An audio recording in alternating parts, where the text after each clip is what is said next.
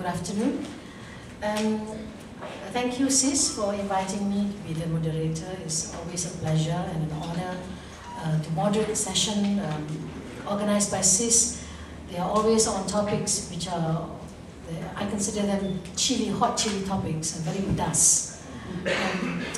First of all, before I introduce the panel of speakers, since we are talking about justice and equality, can we also give the, the whistle and the loud clapping for the other panel members as well here, and not just for Ratna?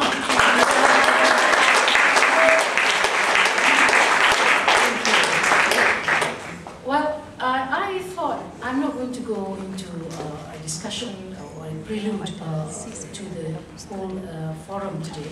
But I think the whole issue on equality in Muslim marriages, I think comes close to our hearts, to many of us. And I just would like to share one or two cases from our lived realities about women. One is about divorce, and the divorce took place in my own family. My mother was divorced. I came back with a PhD, and I came back to a divorced family.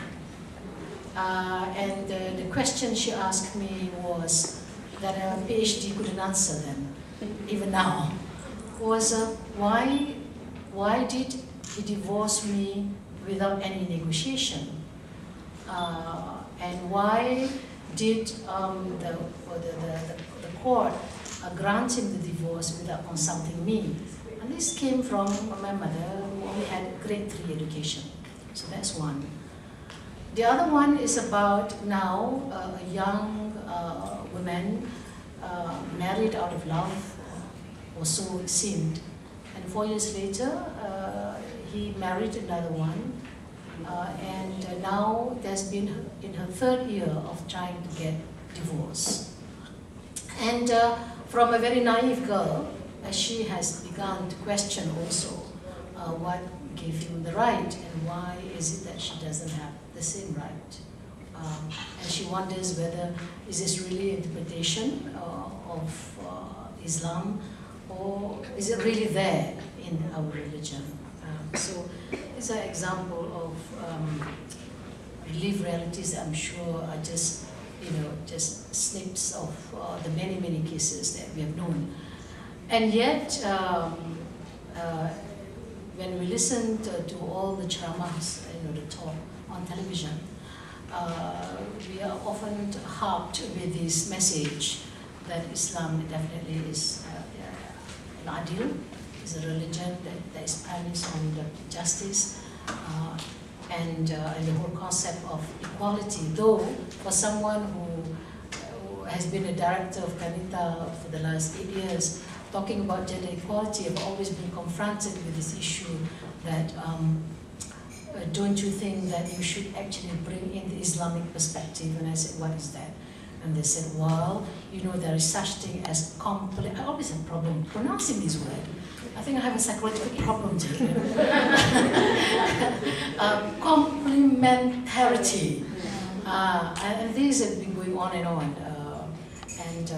And I've always retorted by asking whether, well, isn't there equality, is equality a concept in our religion? So this is really a never-ending story, and we have this, I used to show to my children this never-ending story, and I think this whole issue that we've been discussing is not new. There's been an issue that has been there and been discussed by intellectuals and non-intellectuals alike. So it gives me great pleasure to try to listen once again. Well, I've not listened, I've listened to this before, but I want to listen again in case I'm going to hear new arguments that can really place the issue and resolve this issue once and for all, regardless of whether there is going to be a Malaysian Spring or Arab Spring in this world. Let's hope that we're going to hear this. And I think I want to pick up from your chapter that you wrote, and this question of Ziba that I think really struck home is, can gender equality really be there in our Sharia-based law?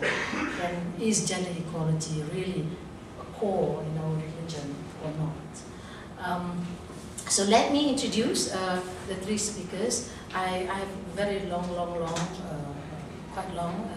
I will shorten them all up in case you're interested to know them more. I'm sure you can Google, and you can also come and look at this piece of paper with me. Of course, I've met Ziba many years ago. Some of you have read her. Some of you, maybe it's the first time you're meeting Ziba Mir Hosseini. You can tell from the name that she came from Iran originally and has been away for many years. Legal anthropologist, specializing in Islamic law, gender and development, has a BA in sociology from Tehran University in 1974. And we all remember 1970s very well. And a PhD in social anthropology from University of Cambridge, 1980.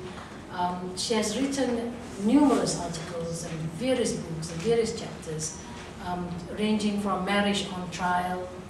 I like this one, marriage on trial. Can we all go on marriage on trial all the time? A study of Islamic family law in Iran and Morocco, Islam and gender, the religious debate in contemporary Iran, Islam and democracy in Iran, Qiwamah and the quest for reform, and then later on she moved into also the control and sexuality within the context of zina laws in the Muslim context. So, thank you. It's always a pleasure to be back in Malaysia and with sisters in Islam, and I thought this is my adopted home. So I have a PowerPoint. If we go to the first one, I want to talk about one of the core concepts in Muslim legal tradition. And as I will talk about it, you will immediately know what I'm talking about. Muslim legal tradition treats men and women differently. And at the core of this difference is that men are and should be in charge of women. And this is, in fact, encapsulated in two legal concepts, qiwamah and wilayah, and both of them entail guardianship. And both of them are justified with reference to one single Quranic verse, verse 434, Surah Al-Nisa. And as constructed, this concept of qiwamah, which mandates male authority over women, as constructed by classical Muslim jurists and as reflected and embodied in contemporary Muslim laws, in fact, I would want to call it the DNA of patriarchy in Muslim legal tradition, because it justifies and it institutionalizes inequality. And behind this qiwamah is an ancient idea which existed in all cultures and in all legal systems, that men are strong, they protect, women are weak, and they obey. Can we go to second slide? So classical fiqh or classical jurisprudence, when we look at the different rulings, we see that the working of this concept of qiwamah, men's authority over women, it manifests itself in every area of law, but its impact is much more evident in the area of marriage and divorce. And all these classical laws are based on the assumption that God has made men qawamun, or in charge of women, and women are under their authority. And in fact, we can say that this assumption that God has made put men in charge of women, we can call it a postulate. And here I really want to use the notion of legal postulate from the Japanese legal scholar Masaji Shiba, who talks about postulate as a value system that simply exists on its own right. Shiba has this model of law that is informal law, and also state law and customary law. And he says that postulate is an assumption which exists all over. So we can say that qiwamah is a legal postulate. What is important is that in the course of 20th century, this notion of male authority over women came to get a new legal force. And that is with the modernization of legal system, with the grafting of the fiqh or pre-modern notion of marriage on a modern legal system, and giving it a different force, and that is the force of the state. So we are facing with a different situation. What I'm going to share with you is, in fact, some of the initial findings of a huge research project that we are conducting in Musawa on the notion of male authority. And basically, our main objective in this project is to understand the construction of male authority as constructed by Muslim jurists, as it is embodied in the law, as it is lived by men and women, and how it impacts them, how they experience this. And also, we want to argue, and we definitely have, our research has made it very clear that neither qiwamah or wilayah, in the sense of male authority, are Quranic concepts. They are juristic constructs, and they've been created and added through ages, and I'll later on talk about it. And there are other interpretations, there are other verses in the Quran that can be and should be the basis of a family. And basically, we want to, at the end of it, to bring scholarship and activism together and come up with what we want to call it the Musawa viewpoint, a new understanding of qiwamah, which is in line with the contemporary notion of justice. And the context within which we are doing this is basically two contexts. One is the encounter between the pre-modern notions of justice that are reflected in fiqh. And in fiqh, when I say fiqh, I mean Islamic jurisprudence. In fiqh, the notion of justice is being qualified by three factors: fate, status, and gender. If you're a Muslim, you have a different set of law rights than non-Muslim. If you're a man, you have a different set of rights than women. If you're a free or person or a slave, different sets of rights. Slavery is not with us, but the other two discriminations are still part of the fiqh. And another context is the encounter of fiqh, the pre-modern notion of justice, with the modern notion of justice, which is premised on the human rights, that you, because you are human, you have dignity and you have equal rights. And in fact, what human right has done is has translated the notion of dignity that existed, human dignity, in all religions into legal terms. And this has not, I would claim, that has not yet happened in Muslim legal tradition. And the second context that this research is being done is the 20th century shifts in the politics and relationship between the state, law, and gender.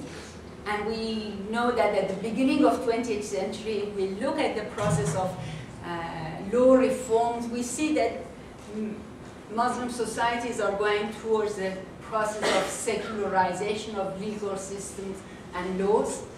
By the end of the century, it is the opposite. It's the process of Islamization. So the relationship between state and law and religion has changed, and gender has been affected. So this is the introduction and the background. Can we go to the... Yes, I think I've done this. Oh, sorry, I'm just moving. Okay, can we go to the next one, please? And another one? Okay. Let's, to understand qiwamah, we actually need to look at verse 434. I have put the verse here, and I think most of you know it by heart. And in fact, it is one of the verses that almost everybody knows in relation to marriage and divorce. But this verse is not about marriage, but when it has been the basis of the family law. The four highlighted terms are actually the basis of family law, and we will see later. I have taken the translation of this verse from Kisha Ali. Kisha Ali does not translate the four highlighted terms because she says that any translation is an interpretation. And at the moment there is a huge debate, and this debate has been going on since the early 20th century, on the meaning and connotations of these four words. And in the second part of the century, the contestation over this verse is on the second part of the verse, whether a man has the right to discipline, hit his wife, whereas beginning of the 20th century, that was not really the concept. Okay, let's move.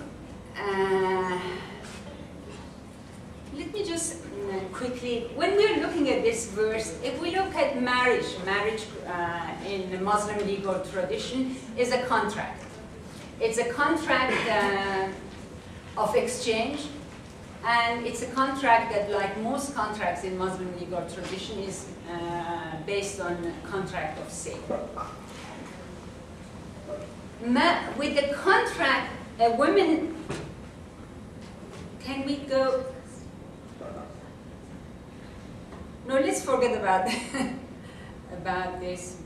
With the contract, a woman comes under the qiwamah or authority of the husband.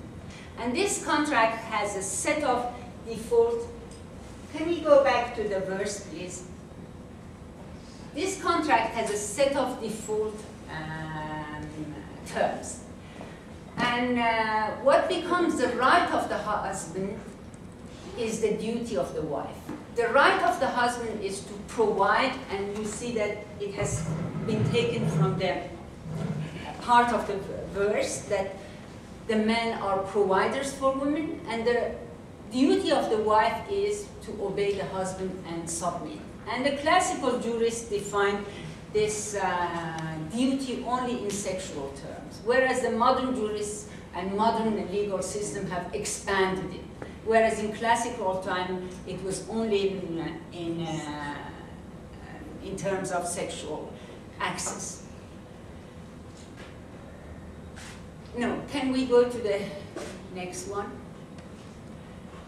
So the rights and duties of the husband and wife, we can say on two poles. The husband provides in terms of compensation, and the wife obeys.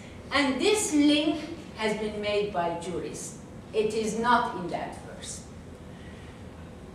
Now, neither qiwamah and wilayah, in the terms of male authority over women, are not Quranic. They are juristic constructs. And in fact, the term qiwamah does not appear in the Quran. And it is derived from the word qawamun in the verse, and it appears in two other verses, but never in the sense of men authority over women or authority. The term wilayah appears in the Quran, but not in the sense of authority. And in fact, it appears in the verse which says that God is the only authority. And in relation to marriage and divorce, two other terms are repeated several times in the Quran. One of them is bil ma'ruf, which we can translate it as in good way, in decent way, according to the good practice, and rahma and mawadda, love and compassion. Can we go to the next? One of the studies that has been done for the Musawa project is by Umayma Abu Bakr.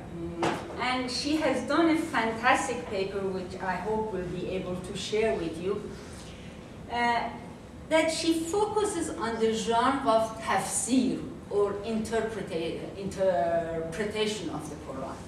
And basically, she shows that how qiwamah has been constructed. And she recognizes, finds 4 distinct phases in the construction of the qiwamah.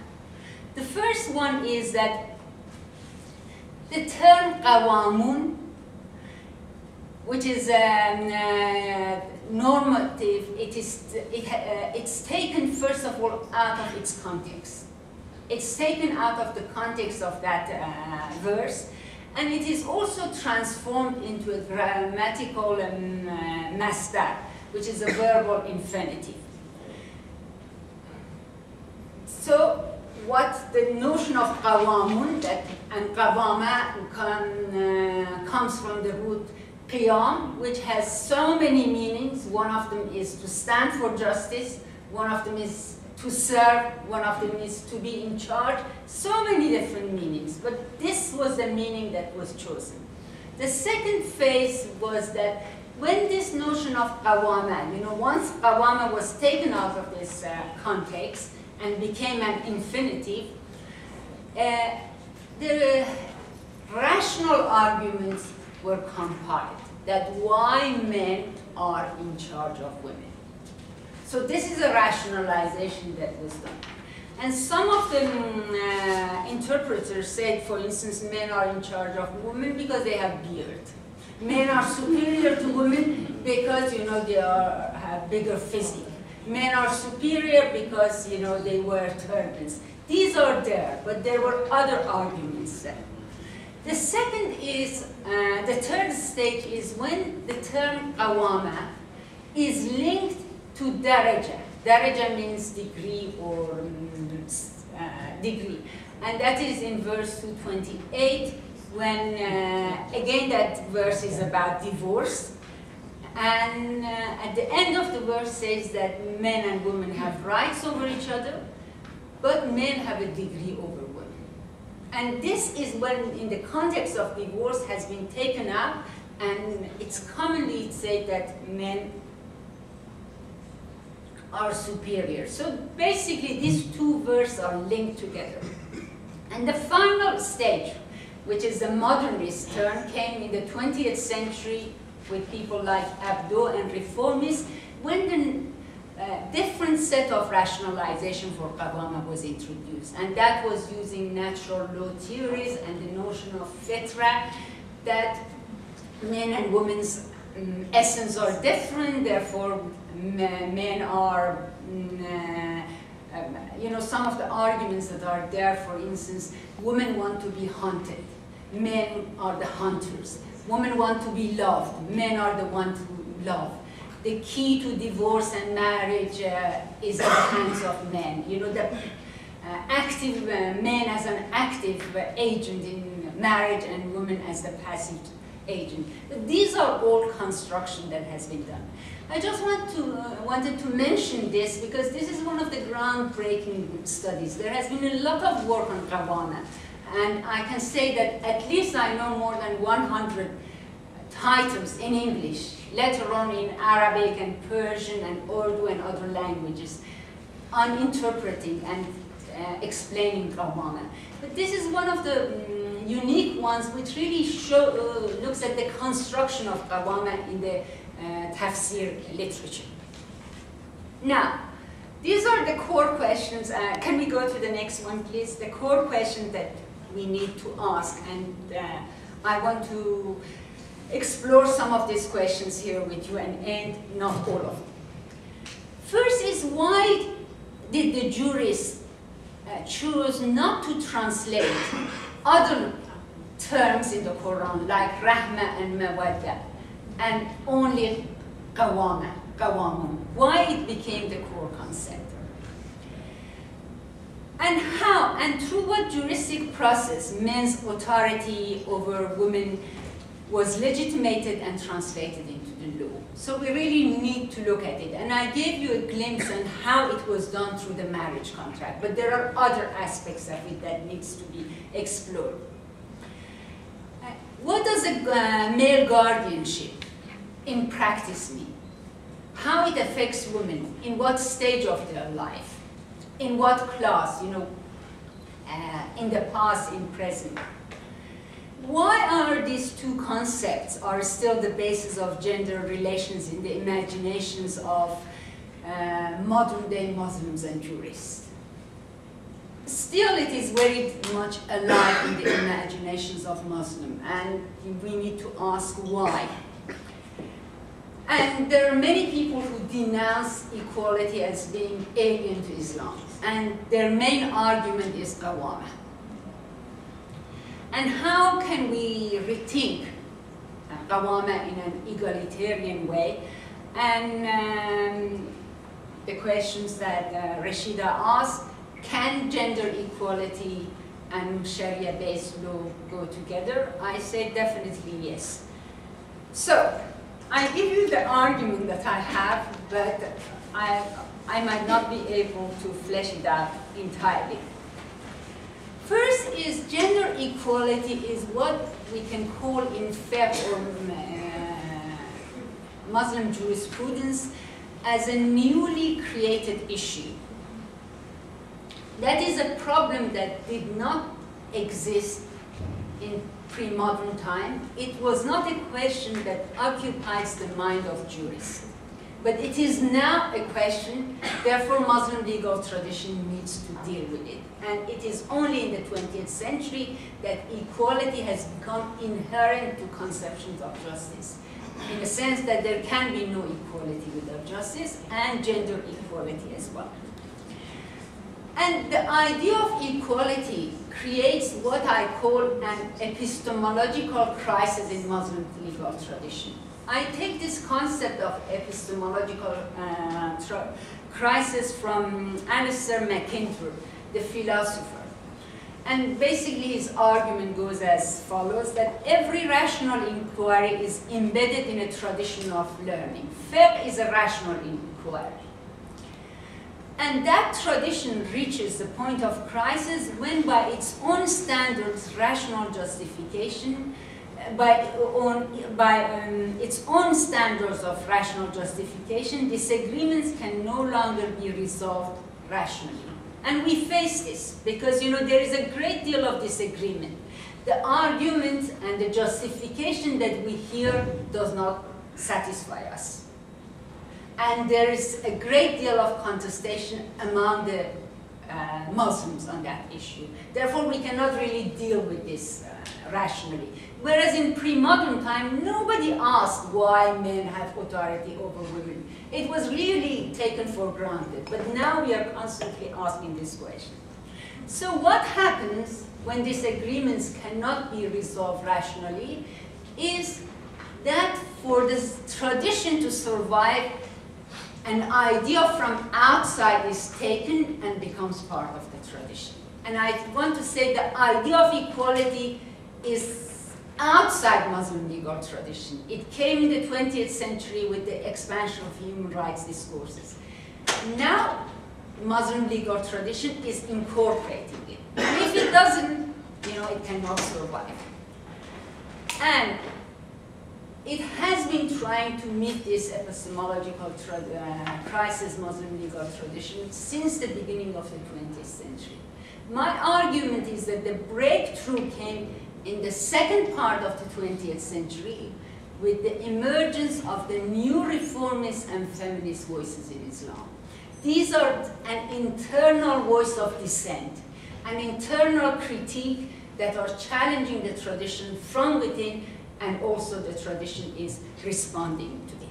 And once the tradition is challenged from within, therefore the tradition has no other choice than responding, which is quite different from challenge from outside. Can we go down to the core problem for 3 more? Yes. I end on this. What I see as the core problem, and that is what the Muslim reformists and Muslim feminists are trying to address, is in talking about family law and the idea of equality, is the disconnect that exists between the contemporary notion of justice and also the notion of justice that underpins fiqh.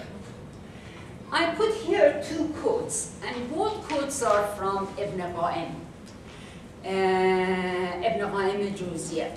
And the first quote, I'm sure that all of us are familiar with it, that the Sharia, the fundamentals of Sharia are rooted in wisdom and promotion of the welfare of human beings in this life and hereafter. Sharia embraces justice, kindness, the common good and wisdom.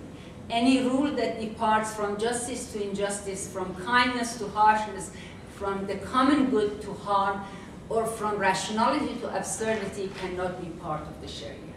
The same Ibn Qayyim in the same book says the wife is her husband's prisoner, a prisoner being akin to a slave. The Prophet directed men to support their wives by feeding them with their own food and clothing them with their own clothes. He said the same about maintaining a slave. You know, this is what I really mean by crisis within that. And what is the consequences, the reason for this crisis? Changed conception of justice, the expansion of human rights resources, which really transformed our understanding of rights and what makes a person a right holder. And the consequences of this disconnect is that Muslim legal tradition and its textual sources are made to appear hypocritical or at best contradictory.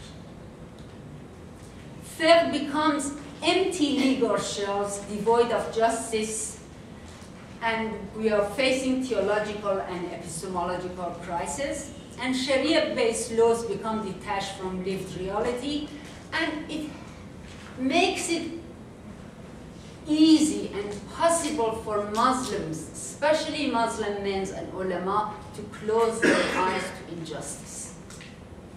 And they really prefer not to see the injustices that qiwamah is causing.